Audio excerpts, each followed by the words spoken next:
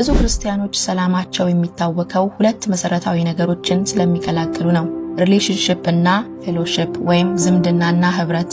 አንዴ ዳግመኛ ስትወለዱ ከእግዚአብሔር ጋር ያላችሁ ዝምድና ወይም ሪሌሽንሺፕ በኢየሱስ ደም የታተመ ቋሚ እውነታ ነው። ይህ ልጅነት በእናንተ ጥንካሬ ላይ የተመሰረተ አይደለም። ልክ አንድ ልጅ ቢቆሽሽና ቢያጠፋም እንኳ ልጅነቱ እንደማይሰረዘው ሁሉ እናንተም በክርስቶስ በኩል የእግዚአብሔር ልጆች ናችሁ። ብትወድቁም እንኳ መታወቂያችሁ አይቀየርም። በሌላ በኩል ፌሎሺፕ ወይም ህብረት ማለት ግን ከእግዚአብሔር ጋር ያለን የቀን ተቀን መቀራረብና ደስታ ነው።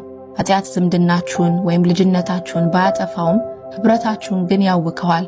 አንድ ልጅ አባቱን ቢያሳዝን አሁንም ልጁ ነው፣ ዝምድናው አልተቆረጠም። ነገር ግን በመካከላቸው ያለው ግልጽ ንግግር ሰላምና ደስታ ይሻክራል። በኃጢአት ልምምድ ውስጥ ስትቆዩ ከእግዚአብሔር ጋር የምታደርጉት ንግግር ወይም ጸሎት ይከብዳችኋል። በልባችሁ ውስጥ ያለው ደስታ በጭንቀት ይተካል። እንደ አዳም እንድትሸሸጉ ያደርጋችኋል። የእግዚአብሔርን ፊት ማየት ትፈራላችሁ። ነገር ግን ማስተዋል ያለብን ኃጢአት በሰራን ጊዜ እንድንሸሸግ የሚያደርገን ያ በውድቀት ያገኘነው የአሮጌው ኃጢአት ባህሪ ነው። ልክ አዳም ኃጢአት በሰራ ጊዜ እንደተደበቀው ሁሉ አሮጌው ማንነታችን እግዚአብሔርን እንደ ጨካኝ ዳኛ እንድንፈራው ያደርገናል። ዛሬም ኃጢአት በሰራችሁ ጊዜ የሚሰማችሁ ጭንቀት እግዚአብሔር ጥሏችኋል ማለት አይደለም።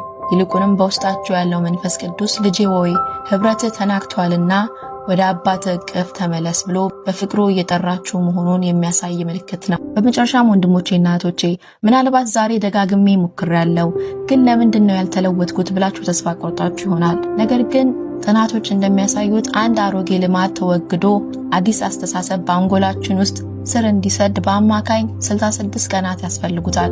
ይህ ማለት ምን መሰላችሁ? ያ መጥፎ ሐሳብ ዛሬ ስለቆረጣችሁት ብቻ ነገ ተመልሶ አይመጣም ማለት አይደለም።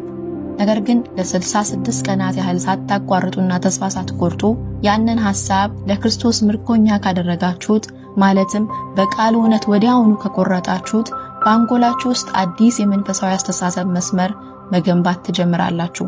በጊዜ ሂደት አዲሱ ማንነታችሁ አሮጌውን ይውጠዋል።